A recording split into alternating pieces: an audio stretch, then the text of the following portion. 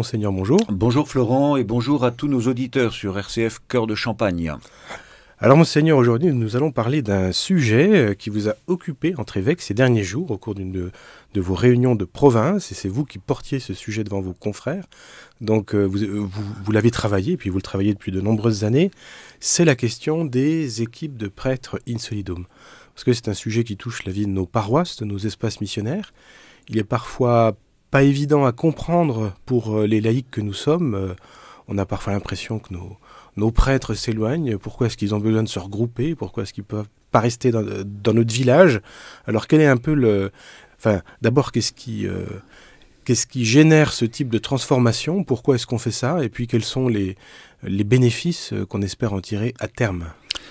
Alors, ça ne se fait pas partout de la même façon. Je peux rappeler que c'est surtout ce travail que nous venons de faire en province émane d'un travail qui a été fait au sein de la Conférence des évêques de France sur le thème territoire et paroisse. Territoire au pluriel et paroisse au pluriel. Et parmi les pistes de travail issues de cette étude, de cet échange sur territoire et paroisse, il y a la question de l'Eucharistie du dimanche, et aussi celle du ministère des prêtres et la vie des prêtres. Et donc nous avons choisi en province de reprendre ces questions pour nous présenter mutuellement des réalisations et surtout le cheminement qui nous a permis d'arriver à tel ou tel projet. Donc effectivement, dans le diocèse de Châlons, nous avons parcouru un itinéraire, nous sommes dans un processus que j'ai repris dans Prophètes de l'Espérance, le projet missionnaire du diocèse, pour dire qu'avec les prêtres volontaires, eh bien, nous avons fait le choix d'essayer de mettre en place des équipes de prêtres dans chaque espace missionnaire et qui prennent en charge ensemble, de façon solidaire, le droit canonique le prévoit comme cela, la charge pastorale de 6 ou 7 paroisses.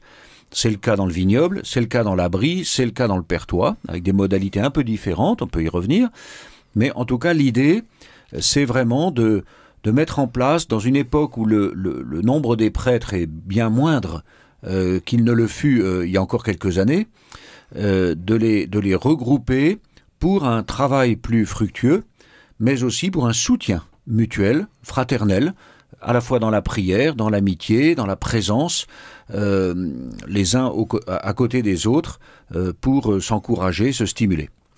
Alors qu'on propose ça à de jeunes séminaristes qui n'ont pas encore exercé leur sacerdoce, on peut le comprendre, mais alors j'ai envie de dire des prêtres âgés ou des prêtres qui ont déjà un peu de bouteille et l'habitude d'être indépendants, très indépendants, est-ce que c'est facile à vivre ça, de dire vous allez vous regrouper et vivre en équipe? Parce que c'est pas des moines. Alors ils ne sont pas des moines, ils se regroupent surtout sur le plan du partage du ministère presbytéral, le ministère pastoral, donc le fait d'accompagner des communautés paroissiales différentes, qui sont voisines les unes des autres, et qui forment une entité, l'espace missionnaire. Mais nous avons proposé aussi, en travaillant sur la question de l'immobilier, que les prêtres de la même équipe puissent se regrouper sous le même toit, tout en ayant chacun un appartement totalement indépendant et autonome, avec la salle de bain et la cuisine. Parce que justement, ce ne sont pas des moines. Alors, certains adhèrent très spontanément à ce genre de projet, de proposition. D'autres, eh bien, ont dû y réfléchir un peu plus longuement. Et puis, chacun est conscient que c'est un vrai défi.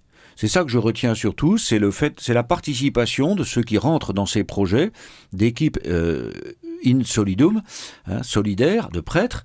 C'est un défi à relever, de renoncer pour le responsable, de renoncer à être le curé qui organise et qui répartit, qui donne des consignes aux membres de son équipe, mais plutôt un travail d'équipe, justement, un travail collégial où les prêtres portent ensemble les charges et les droits et les devoirs du curé de paroisse. Donc ça veut dire qu'ils sont en équipe, ça veut dire qu'ils décident ensemble, qu'ils travaillent ensemble. Est-ce qu'il y en a quand même un qui est un peu le chef ou pas? Oui, alors le droit de l'Église qui prévoit cette situation un peu originale, c'est vrai, qui est dans certains cas, lorsque les circonstances l'exigent, précise le droit, et en particulier lorsqu'on est un peu en situation de difficulté ou de pénurie, c'était quand même un peu le cas dans notre diocèse de Châlons, parce que je rappelle que actuellement, le diocèse dispose de 17 prêtres de moins de 75 ans. 17. Bon. Il y a 34 paroisses et au total, ça fait à peu près 450 ou 460 communes, 500 églises, etc. Enfin, c'est vraiment une réalité qu'il faut prendre en compte. Et de fait, il faut un responsable qui va coordonner surtout, qui répond devant l'évêque de l'organisation pastorale locale et qui va organiser, qui va coordonner, mais sans être le curé de la paroisse à lui tout seul. C'est une charge qui est portée ensemble et donc le droit de l'Église prévoit que ces prêtres rassemblés en équipe se donnent eux-mêmes un règlement de vie intérieure, un règlement de partage des tâches, savoir s'ils vont se retrouver tous les jours pour prier ensemble, partager des repas, si tel ou tel va prendre une responsabilité sur les 6 paroisses qui leur sont confiées, par exemple la responsabilité de la pastorale des jeunes ou de la pastorale de la santé, etc. Donc c'est l'équipe de prêtres qui se détermine elle-même un règlement. C'est pas l'évêque qui leur dit il faut faire comme ci, il faut faire comme ça. C'est ça qui m'a intéressé aussi, c'est d'exercer vraiment de responsabiliser ces prêtres qui sont ainsi en équipe. Et celui qui coordonne, on l'appelle le modérateur, parce que c'est le terme latin moderator. Ça ne veut pas dire celui qui met le pied sur le frein. Au contraire, c'est celui qui va coordonner, qui va animer l'équipe et qui, encore une fois, en répond devant l'évêque. Alors, il y a quelque chose qui donne un peu le tournis quand même, c'est effectivement 17 prêtres, 450 et quelques communes, plus de 500 clochers. L'autre option aurait été de les répartir équitablement partout à équidistance. Ça n'est pas ça qui a été choisi. Pourquoi finalement ? Alors, dans la répartition des ministres ordonnés, des pasteurs pour les communautés, il convient de regarder déjà la population locale, les liens qui existent sur un plan géographique, sociologique, économique entre différents groupements de communes. Il y a les axes, les voies de communication on aurait pu effectivement imaginer, on l'avait fait d'ailleurs avec les prêtres, essayer de regarder des hypothèses différentes. Par exemple, on s'est dit, est-ce qu'on va fusionner les paroisses ? Puis on fait des très très grandes paroisses.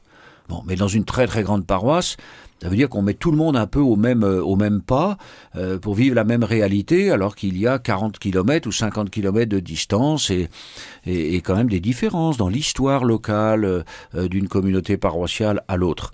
Donc là, le choix a été fait de garder chaque paroisse avec son identité, son histoire, son autonomie, mais que les paroisses soient regroupées, en tout cas qu'elles soient accompagnées par la même équipe de prêtres.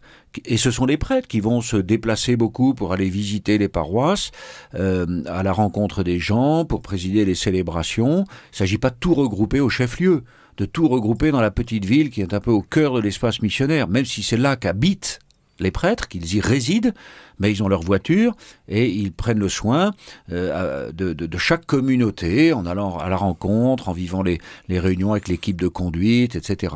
Donc, une répartition, oui, elle se fait. Là, le choix a été fait pour éviter la solitude aussi, qui peut générer toute forme de détresse ou de difficultés, d'épreuves dans le cœur, dans l'esprit d'un prêtre, surtout dans les temps d'aujourd'hui. Donc, le fait d'être regroupé est aussi un facteur de soutien et d'encouragement. Si on dézoome un peu sur la planète Terre, on s'aperçoit qu'il y a beaucoup d'endroits sur notre planète où l'Église catholique s'est construite selon d'autres modèles, et notamment des communautés. Je pense par exemple aux Marquises, qui voient le prêtre une fois par trimestre et qui s'organisent autour de catéchistes, quel que soit leur nom, au sens fort, j'ai envie de dire, africain du terme, c'est-à-dire vraiment des laïcs formés, responsables, mandatés, etc. Est-ce qu'à un moment donné, on n'arrivera pas à la limite de ce modèle qui devient presque un mythe maintenant, d'un maillage territorial absolu? C'est-à-dire demain, s'il y a 15 prêtres, 12 prêtres, 10 prêtres, est-ce qu'on pourra toujours prétendre, dans 50 ans, couvrir un territoire et avoir des paroisses qui mappent absolument tout le paysage? Est-ce que ça, c'est pas une limite qu'on atteint? Nous sommes proches de la limite, effectivement. Maintenant, on peut toujours ensuite imaginer, avec justement le sens pastoral, les modalités qui conviennent à chaque époque. Et peut-être, je le disais à mes frères évêques ces derniers jours, en leur présentant notre projet, la façon dont nous le vivions, que j'exprimais il y a 3-4 ans, en voyant un peu la situation, en essayant de me projeter dans l'avenir. Je disais, si ça se trouve, dans quelques années, je dirais aux 8 ou 9 prêtres qui resteront, qui seront encore là, en activité, je leur dirais, écoutez, venez tous à Châlons. On va faire comme dans l'Antiquité chrétienne, une communauté, quelques prêtres autour de l'évêque.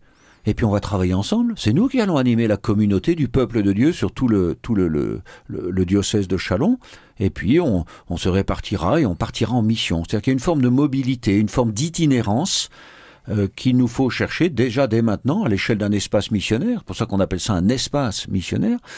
Où il faut sortir du presbytère. On n'attend pas que les familles viennent inscrire les enfants au catéchisme, ou etc. C'est le prêtre qui va à la rencontre des uns des autres. Donc il y a des nouvelles modalités à chercher, en particulier avec cette notion d'itinérance, mais tout en essayant de veiller à garder la proximité avec les gens. Et je crois que le défi de la proximité, il est assuré par les fidèles laïcs. Alors, parlons-en des fidèles laïcs, parce que on a parfois tendance, j'ai envie de dire, à considérer l'Église comme un McDo où on vient chercher un sacrement sur place ou à emporter. Quel est le rôle des laïcs dans cette nouvelle configuration? Est-ce qu'ils peuvent aider? Est-ce qu'ils peuvent participer? Ou est-ce qu'ils sont passifs à attendre que les prêtres fassent tout le boulot? Ils sont ni passifs, ni là pour aider, ils sont là pour être des laïcs, être des baptisés, confirmés, actifs dans la vie de l'Église. Il en va de leur dignité baptismale, c'est leur vocation, la vocation de tout membre de l'Église, que de prendre sa part dans la vie et dans la mission de l'Église. Alors selon des formes différentes, mais en tout cas, non seulement dans la prise de parole, dans le travail constructif pour que l'Église assure sa mission. Et moi, je compte beaucoup sur ces équipes de fidèles laïcs, telles qu'elles existent. Elles ont été institutionnalisées depuis une bonne vingtaine d'années, un peu plus.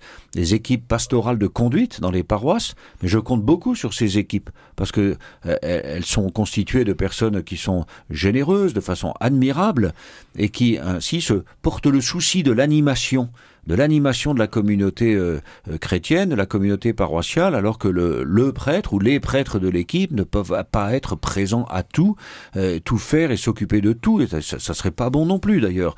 On parle souvent du cléricalisme. Donc c'est vraiment dans cette collaboration effective, dans cet échange permanent qui revêt le caractère synodal dont nous parlons beaucoup ces temps-ci, que les fidèles laïcs s'engagent au service de l'Église.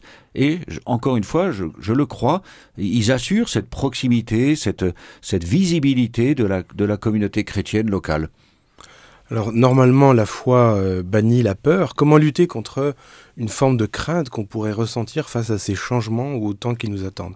Comment garder la confiance et pas se crisper sur la peur du changement? En se focalisant sur l'essentiel qui est la mission. La mission, c'est l'annonce de l'Évangile. Si nous restons crispés sur nos questions d'organisation, une équipe de prêtres, une équipe de laïcs, et comment, et comme si, et sur 4 paroisses, et sur 5 paroisses, sur 6 paroisses, faut-il des équipes, des conseils? Nous allons nous scléroser. Je crois que vraiment, c'est d'entrer dans la dynamique missionnaire, ne pas se soucier d'abord des organigrammes, de faire des flèches sur un tableau, mais vraiment d'être en mission, de se mettre en état de mission, de vivre la mission.